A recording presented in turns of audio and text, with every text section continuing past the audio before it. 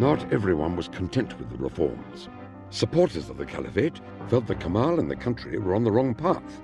Others, close to him, felt resentment, believing that they did not get the promotions they deserved.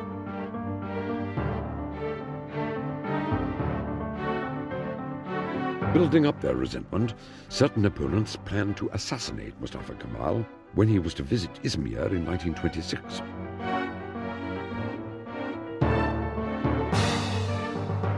Thanks to an informer, the would-be assassins were arrested before they could act.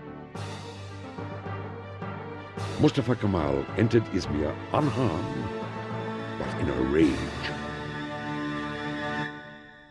Izmir assassination attempt was such a threat to his own sense of immortality that he had the man brought to him and identified himself to the man and said, "I'm Mustafa Kemal, you want to kill me?" Gave him his gun and said, "Go ahead." And of course the man didn't dare to do that. But Kemal had to confront this attempt at his life in order to resettle his own sense of his immortality, because it was such an attack on that. After the trials, 13 people who had been linked to the plot were publicly hanged. All opposition to the reforms and the Republic had been silenced.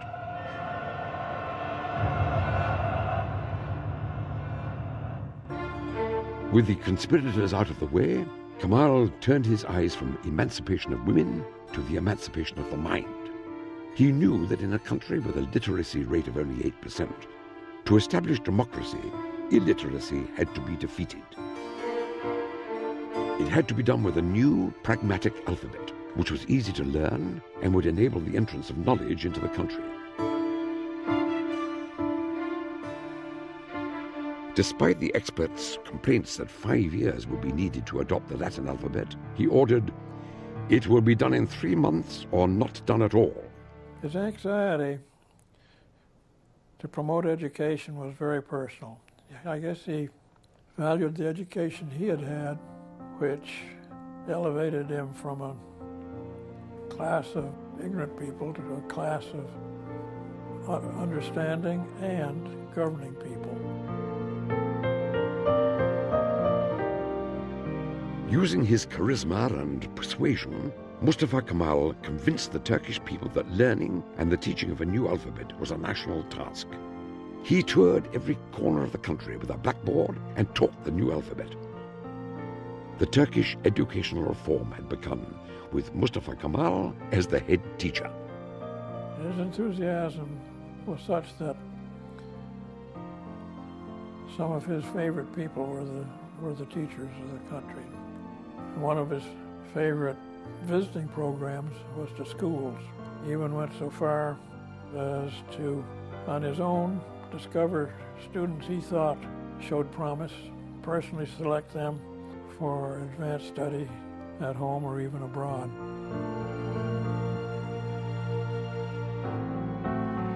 Education was not confined to the classroom. Establishing what were termed as folk houses, Mustafa Kemal aimed to spread the reforms to the less privileged in every corner of the country. These institutions provided services ranging from dramatics to literature and history.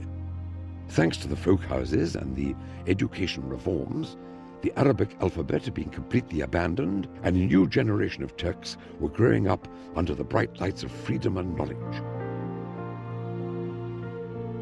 It was the announcement of a new era, a new race of people who had been awakened from centuries-old ignorance.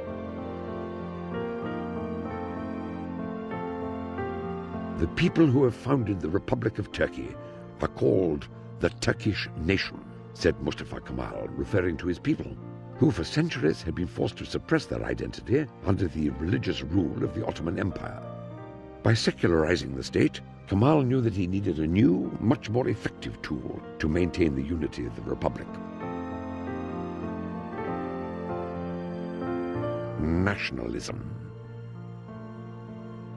He immersed himself in studies of history and language to find elements of Turkish heritage, which would make the people proud of their history. He founded and was personally involved in the Turkish historical and linguistic societies. Thanks to his efforts, Turks were learning about themselves and their ancestors. They were becoming more self-aware, self-confident. Mustafa Kemal said it best: "Turk, be proud, be diligent, be confident."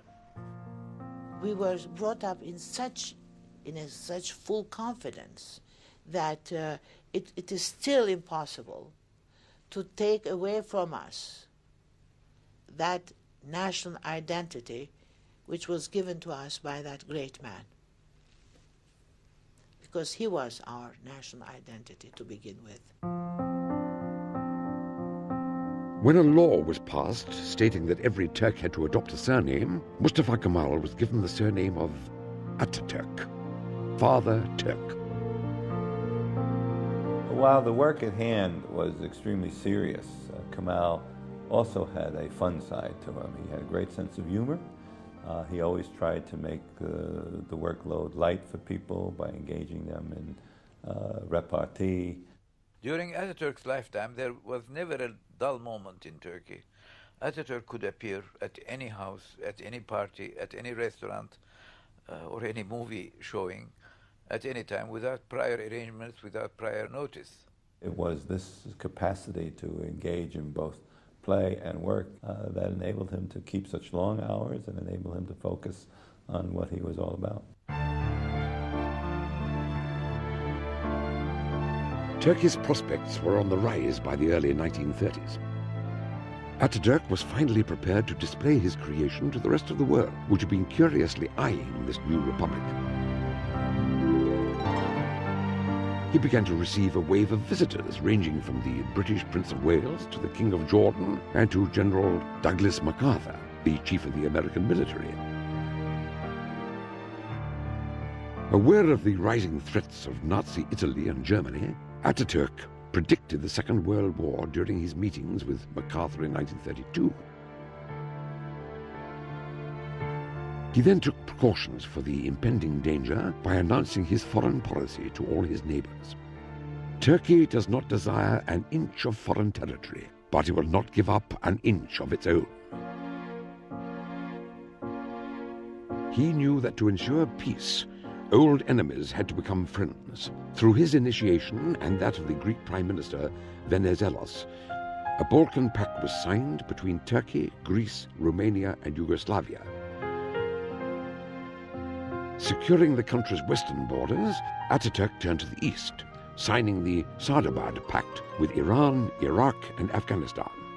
With his nomination for the Nobel Peace Prize by Venizelos, Ataturk's reputation as a peace-seeking ruler grew outside of the country.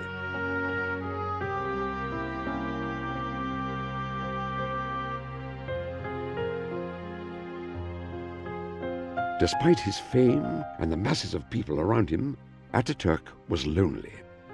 Loving children and trying to create a regular family for himself, he had adopted 8 daughters. He wanted these young women to become models for the emerging Turkish youth. So he was involved in every aspect of their lives, their schooling, their choice of clothing, the kinds of sports they played, the kinds of careers they would have. The lives of these young girls were